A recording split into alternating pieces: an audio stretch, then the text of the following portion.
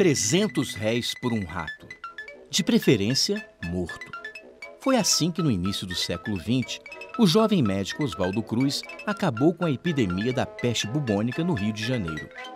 A experiência foi um sucesso, ainda que alguns aproveitadores criassem ratos em seus quintais, só para ganhar alguns trocados. Por estas ruas, vou comprando rato.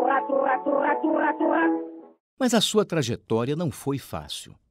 Em 1899, depois de estudar microbiologia em Paris, no Instituto Pasteur, ele volta ao Brasil decidido a combater uma série de doenças que matavam milhares de pessoas todos os anos.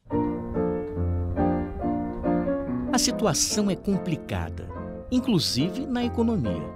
Alguns navios estrangeiros se recusam a parar em nossos portos, depois que a tripulação do cruzador italiano Lombardia foi quase toda dizimada. Oswaldo inicia sua luta exterminando os roedores nos portos de Santos e do Rio e controlando os surtos de peste bubônica. Sua fama se espalha e, em 1903, assume o cargo de diretor-geral de saúde pública, com o desafio de acabar com uma outra epidemia, a da febre amarela. Alguns dias depois, ele toma uma atitude polêmica.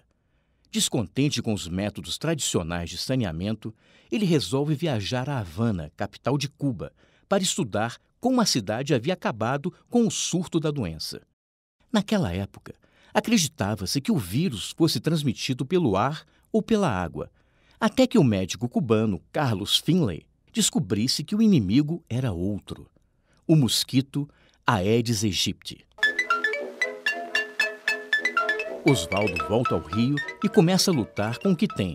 Organiza uma brigada de carroças pulverizadoras para limpar os focos de pernilongos e isola os doentes em cubículos.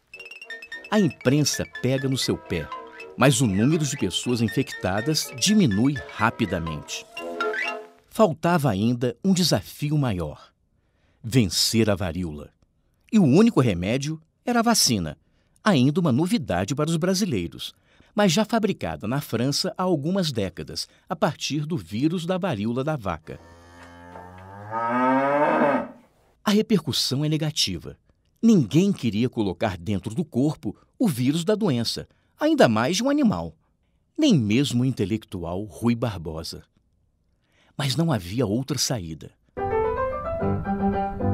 Para conter o número crescente de mortos, o Congresso aprova uma lei tornando obrigatória a vacinação. As brigadas sanitárias começam a entrar nas casas e vacinar as pessoas à força. A revolta é geral. Mulheres se recusam a mostrar o braço aos vacinadores e muita gente que morava em lugares insalubres tem suas casas demolidas. O conflito toma proporções gigantescas, com tiroteios e quebra-quebra em todas as partes da cidade. Os cadetes da Escola Militar de Praia Vermelha, descontentes com o rumo que a República havia tomado, aproveitam o caos e tentam derrubar o presidente Rodrigues Alves. O governo reage com mão de ferro, decreta estado de sítio e manda revoltosos, descontentes e, de quebra, alguns desempregados para uma jornada de trabalho forçado no estado do Acre. Diante de uma intensa pressão popular, o presidente revoga a lei da vacina, que deixa de ser obrigatória. Mas quem quisesse trabalhar, estudar ou casar, precisava se vacinar. Com o tempo, o número de contaminados despenca e as pessoas passam a procurar voluntariamente os postos de saúde.